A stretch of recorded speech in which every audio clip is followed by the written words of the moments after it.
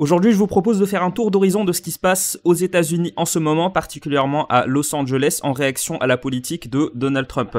Alors, je vais pas prendre position dans cette vidéo, mais n'hésitez pas à me dire ce que vous en pensez. Est-ce que je pense que les vidéos, alors si tu regardes cette vidéo maintenant, je pense que tu as vu les vidéos d'émeutes, de manifestations, les raids de ICE, la police de l'immigration des États-Unis, particulièrement au Texas, en Californie. Alors, je vais vous aider à décrypter tout ça. On va faire juste un petit tour d'horizon et je vais vous montrer des images, même si je pense que les images vous les avez tous vues, mais je pense qu'il y en a certaines qu'il est impératif de voir pour comprendre exactement ce qui se passe et pourquoi. Alors, on a cet article du Figaro. Alors désolé, la vidéo ici n'a pas grand chose à voir. Émeute anti-expulsion à Los Angeles, Donald Trump dit que la ville est envahie par des ennemis étrangers. Donc comme d'habitude, Donald Trump est très sulfureux, il défend sa politique de façon très sulfureuse et ce qui a fait qu'il a été élu. Les gens aiment beaucoup la façon dont il parle parce que il est complètement, alors que il vient sociologiquement d'un milieu, il vient de la très haute bourgeoisie, peut-être même noblesse d'État new-yorkaise, mais il a cette façon de parler, cette façon d'agir qui tranche complètement avec tout ce qui a été fait, autant en politique extérieure qu'en politique intérieure.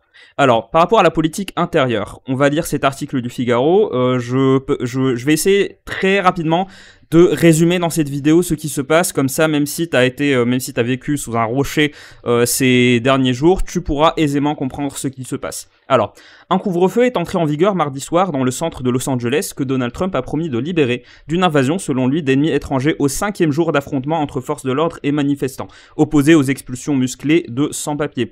Ça fait plusieurs semaines, je dirais même quelques mois, que la police de l'immigration, donc on appelle ICE aux États-Unis, conduit des raids pour débusquer des sans-papiers qui travaillent dans des entreprises et Los Angeles, les gouverneurs, les élus de Los Angeles ne s'en cachent même pas du fait que l'économie dépend énormément, ça aussi c'est un facteur économique très important, l'économie dépend énormément des travailleurs sans papier. Alors, avant de poursuivre, si ce genre de vidéo te plaît, surtout si tu veux que plus de gens la voient, appuie sur le bouton j'aime et abonne-toi pour ne rater aucune des vidéos que je fais sur la politique pour t'aider à décrypter tout ça.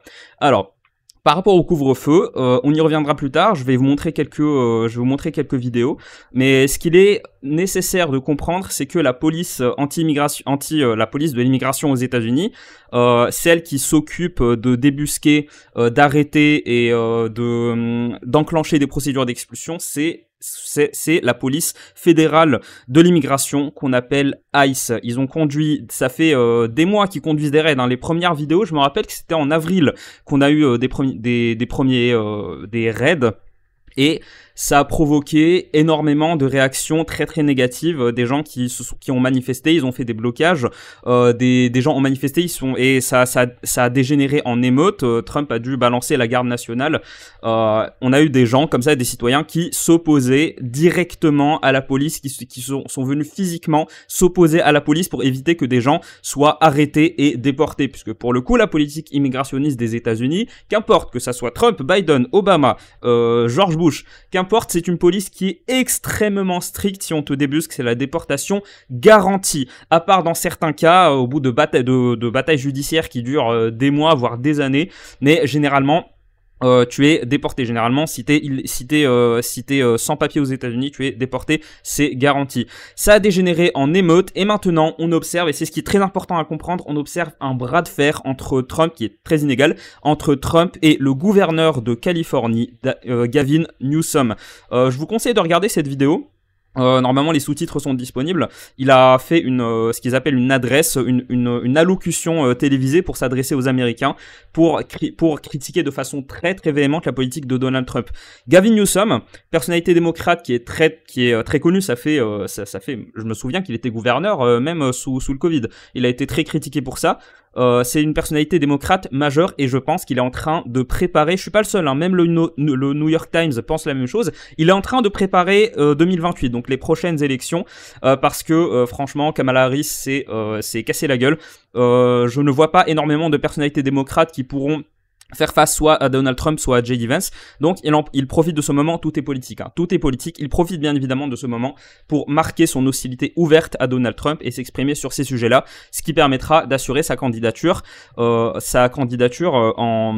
2028, puisque le discours des démocrates contre Trump, c'est que d'après eux, Trump favorise énormément la violence. Trump pour eux est une menace à l'ordre public et c'est ce qu'ils mettent en avant, et aussi une menace à la démocratie. C'est David Newsom a été très clair, il a dit que ce que faisait la politique anti-immigrationniste de Trump, elle est pas anti-immigrationniste, la politique de Trump pour cette affaire-là, la politique de Trump vise à s'opposer aux sans-papiers, à ceux qui sont sur le sol américain de façon illégale.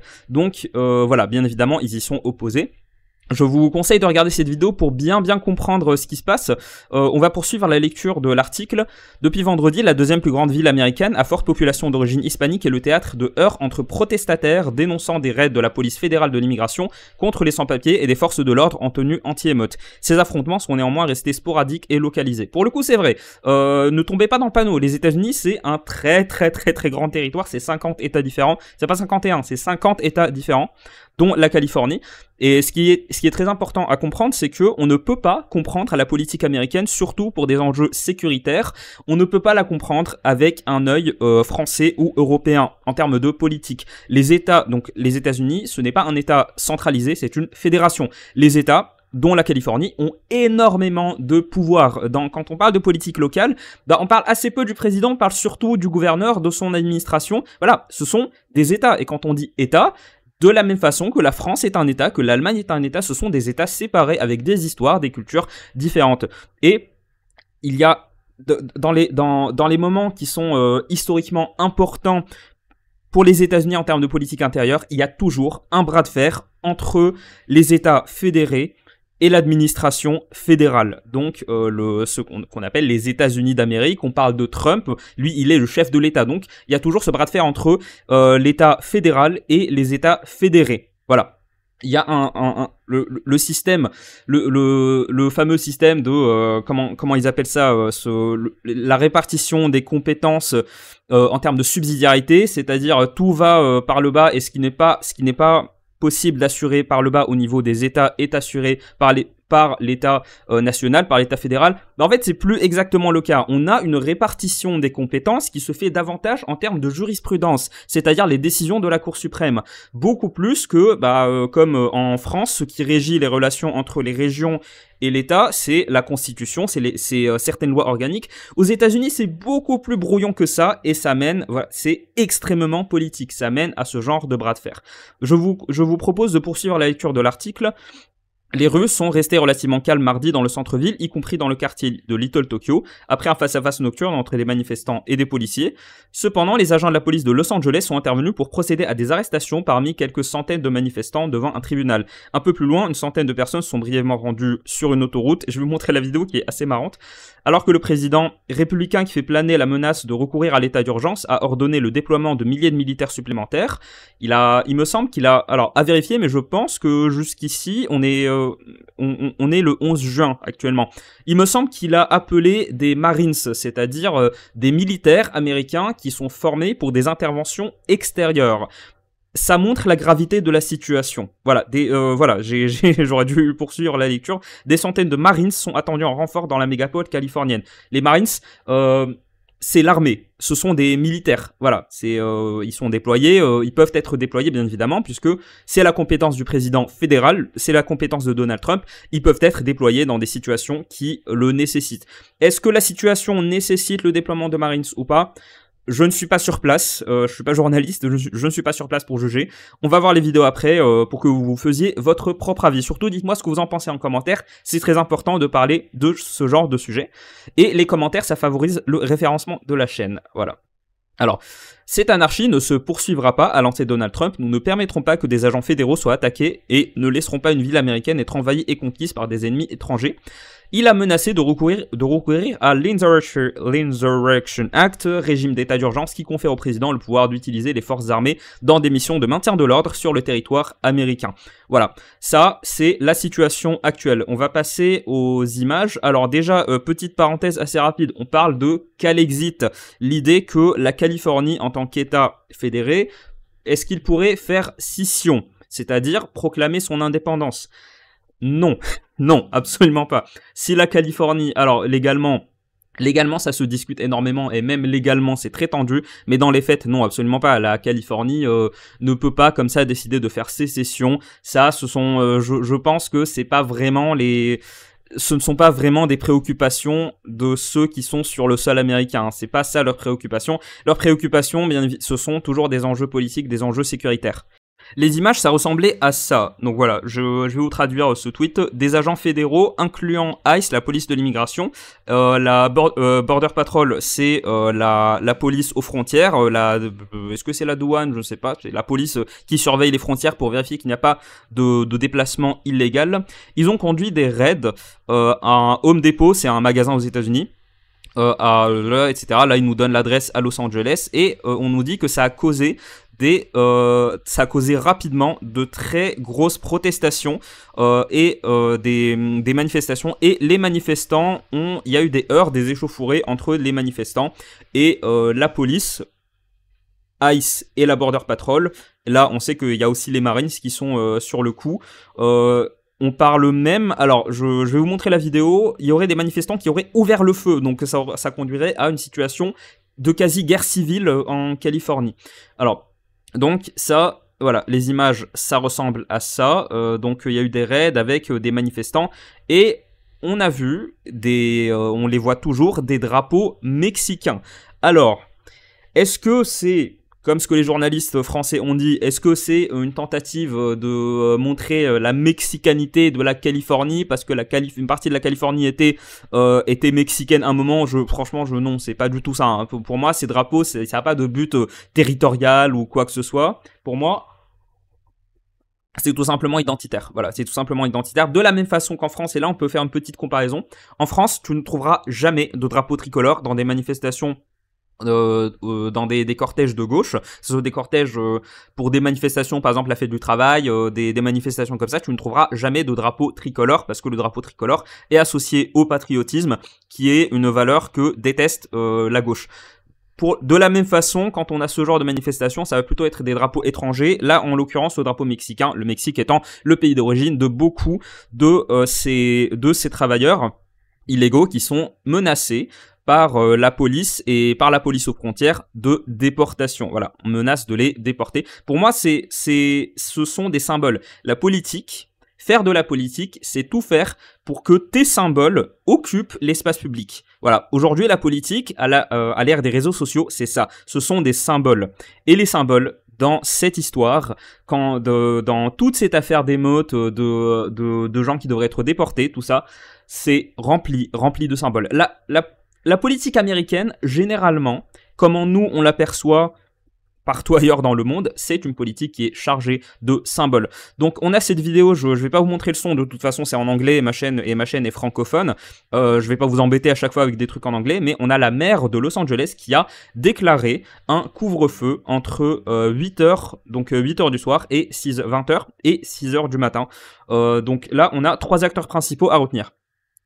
Les forces de l'État fédéral, conduite par Donald Trump, donc la police, ICE qui est une institution fédérale, donc de la même façon qu'on dirait en France la police nationale, elle est chargée de sa juridiction, c'est le territoire dans son intégralité. Donc on a les forces nationales conduites par Donald Trump, on a les forces l'autorité de Gavin Newsom qui est gouverneur de Californie, qui profite de ce moment, et je le dis pas de façon négative, hein, c'est tout à fait normal, hein, c'était prévisible que cet événement allait être, j'aime pas dire récupéré, mais la politique c'est très opportuniste, on tire profit de ce genre d'opportunité pour montrer, déjà Gavin Newsom qui veut montrer qu'il s'oppose frontalement à Donald Trump sur le terrain pour préparer sa candidature et aussi pour assurer que malgré tout le bazar qui est en train d'arriver en Californie, il reste quand même maître de la situation. Ce n'est pas une position qui est aisée à tenir. Et de l'autre côté, on a les autorités de Los Angeles où là, pour le coup, on y va à fond. Hein. La police a été déployée. Il y a eu un couvre-feu parce que le but, c'est bien évidemment le maintien de l'ordre. Les émeutiers ayant été condamnés par les 3 dont je vous parle. Donc les autorités fédérales, les autorités fédérées et les autorités locales de Los Angeles. Le fait de faire un couvre-feu, les États-Unis, c'est un pays où mentalement, les gens sont très attachés à tout un tas de libertés qui sont garanties par la Constitution, beaucoup plus qu'ailleurs. eh bien, ça ne passe pas. C'est pas pour vous dire que ça va pas marcher, c'est pour vous dire que ce sont des mesures extrêmes, vu la situation qui est vraiment extrême. Et encore une fois, ne tombez pas dans le panneau. L'écrasante, en fait, la quasi-totalité des États-Unis, dans la quasi-totalité des États-Unis, il ne se passe rien. C'est très, très, très localisé. Mais ça, c'est les effets des réseaux sociaux. Et je suis conscient que je contribue un peu à cette psychose avec cette vidéo. C'est pour ça que j'en profite pour vous rappeler qu'il est très, très important de garder le sang-froid. Non, les États-Unis ne sont pas du tout en danger de guerre civile, ni même d'émeutes au niveau national. C'est très très très localisé. Alors, maintenant que j'ai dit ça, je me dissocie un peu de l'effet que ce genre de vidéo pourra avoir. Je ne sais pas qui est Alexis Poulain, je ne sais pas du tout, anti-fake news, le monde moderne, d'accord. Bon, ça doit être un éditorialiste ou un journaliste. Je vais vous montrer ces vidéos. Alors, je vais enlever le son au cas où ça soit droit d'auteur. Mais pour le coup, c'est vrai, en ce moment, Los Angeles, on dirait Paris après une victoire du PSG. On avait vu des images similaires, hein. On avait vu des images similaires à Paris, mais regardez à quoi ça ressemble. Alors, il reste 20 secondes. Franchement, c'est le bazar. Regardez à quoi ça ressemble là. On a vraiment des affrontements, hein. C'est en mode commando là, ce qui est en train de se passer. C'est en mode commando et ce genre de truc ça dure depuis plusieurs jours. C'est pas nouveau. Ça fait des jours que Los Angeles est dans cet état qui est pitoyable. Donc voilà, ça justifie le déploiement de la garde nationale, ça justifie toutes les interventions politiques, les interventions policières qui ont été faites autour de ça. Donc le danger, c'est que nous sommes dans une situation où on a plein de types d'autorités différentes qui ont logiquement la main sur la situation, sauf que elles se disputent. Là, on parle des autorités fédérales et des autorités fédérées.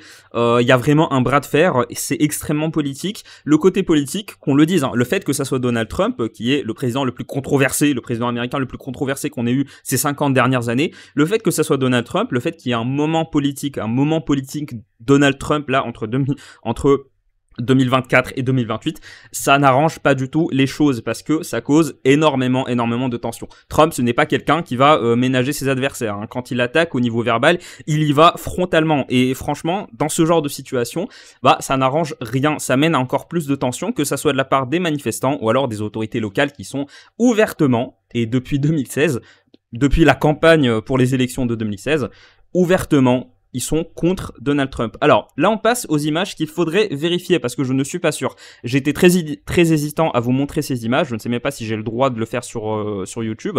On a des émeutiers, parce que là, on parle plus de manifestation. À ce stade, on parle d'émeutiers. C'est une situation d'émeute. Apparemment, ils auraient ouvert le feu sur des policiers à Los Angeles. Pour l'instant, je n'ai que cette vidéo. On est le 11 juin, il est 13h27. Pour l'instant, je n'ai que cette vidéo. Ça ne confirme rien. Est-ce que c'est juste un événement? Est-ce que le fait que quelqu'un ait ouvert le feu, là vous l'avez vu, vous n'avez pas entendu le son, mais moi je l'ai entendu, il y a vraiment des coups de feu. Est-ce que c'est un acte isolé? Ou alors est-ce qu'on a vraiment des commandos qui vont se mettre à attaquer à l'arme à feu la police? C'est tout à fait possible. C'est tout à fait possible. C'est possible dans le sens où la population américaine est très très armée. On parle autant d'armes légales que d'armes illégales, des armes de guerre. En Californie, la Californie c'est un des États avec le plus haut taux de violence en termes d'armes à feu. Et pourtant, c'est aussi là où il est le plus difficile de se procurer et d'utiliser des armes à feu. On parle de quasi-impossibilité, hein, de se procurer un permis d'armes. Il faut remplir 1 milliard de conditions et le port d'armes, dans certaines situations, ça peut être reproché, ça peut être un motif d'interpellation. Donc à vérifier, pour le coup c'est à vérifier ce genre d'image. Connaissant les réseaux sociaux, alors c'est Alerte Info qui l'a balancé, ça pourrait être Le Monde ou France Info, je vous dirais exactement la même chose, c'est à vérifier. Peut-être que c'est des images qui datent d'une autre année, peut-être que c'est des images très anciennes, mais qu'elles ont été mises en avant comme étant des images qui correspondent à la situation actuelle. De la même façon, mais un peu différemment, on a apparemment des... Alors, ça c'est Fox News, et je sais que Fox News, ils aiment pas trop qu'on utilise leurs extraits. Ici, on a des manifestants qui ont reçu des masques, des boucliers, d'après ce qu'il est en train de nous dire. Je ne sais pas qui est ce mec, John Strand, je ne sais pas du tout qui il est. Apparemment, il distribuerait des masques à 60€. Je comprends pas pourquoi est-ce qu'ils disent Bionic Shield, ça veut dire bouclier bionique.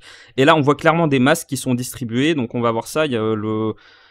Ce sont des masques peut-être que mon anglais est nul. Mais là, c'est clairement des masques qui sont distribués aux manifestants. Apparemment, ce sont des masques qui coûtent 60 € chacun. Donc, cet homme, je ne sais pas qui c'est, nous dit le président Trump avait raison, c'est une insurrection qui est financée par quelqu'un. Le Parti démocrate, moi, j'aurais tendance à vous dire, faut pas céder à la psychose. Oui, il y a des gens qui veulent que ce genre de choses arrive, qui ont énormément d'argent. Bien évidemment, ce seront des ennemis de Trump. Ce genre de truc est, j'ai pas envie de dire normal, mais c'est prévu d'avoir ce genre de truc. Dans ce cas-là, ça veut dire que quelqu'un paye. Il y a des très très grosses fortunes qui payent pour des messages anti-Trump, pour des actions anti-Trump. Là, on a peut-être la preuve matérielle, et dans ce cas-là, il faudra enquêter pour voir de qui il s'agit. Donc voilà, je vous propose de nous arrêter là. On a fait le tour un petit peu de la situation.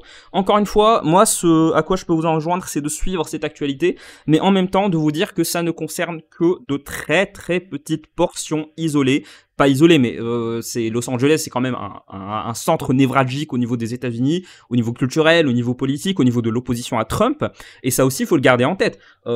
Trump, quand il attaque comme ça, de façon verbale et de façon physique, un État tel que la Californie, ce n'est pas anodin, puisque la Californie, c'est un État qui est historiquement démocrate et qui est historiquement, je pense qu'on peut parler, là ça va faire bientôt 10 ans, qu'ils sont ouvertement opposés à Donald Trump. Tous les messages anti-Trump circulent par Los Angeles. C'est le centre de la culture américaine, et la culture américaine est de gauche. La culture américaine, je vous parle par exemple des productions d'Hollywood. Elles sont très majoritairement de gauche. Donc le fait que ça soit la Californie, ce n'est pas anodin. Hein. C'est, encore une fois, tout est politique. Gardez ça en tête. Ne pas sombrer dans la psychose en mode c'est bon, les États-Unis sont dans une situation de guerre civile. On parle quand même d'un des pays les plus surveillés au monde. On parle quand même d'un pays qui dispose de la CIA et du FBI, qui sont des centres de renseignement les plus élaborés de tous les temps.